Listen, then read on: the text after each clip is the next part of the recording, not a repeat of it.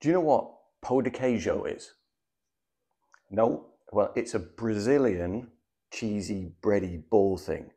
And there's a lady at work called Shuba who says that I should make it. And there's a chap at work called Mika who says that they are a heavenly treat. So let's go make pão de queijo. Good luck, me. I have to say I'm pretty excited about making this. I've got my semolina flour in a bowl, and I'm just going to add a little bit of salt, put my milk, and then my olive oil into a pan, and we're going to get that to a simmer.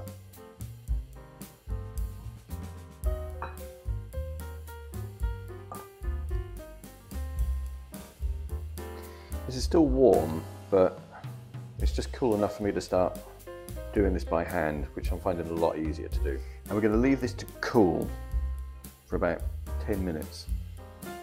In a big bowl, put your cheese, your 2 cheeses, and your 2 eggs. Okay, and I've got my my other mix in here, and I'm going to gradually add it and mix it in, and I can do this by hand.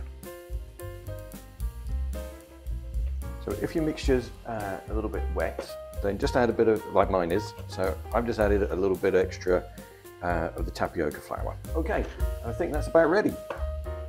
I've got my mixture, and I'm going to make them into balls the size of a small golf ball, I guess about, what, 3 centimeters.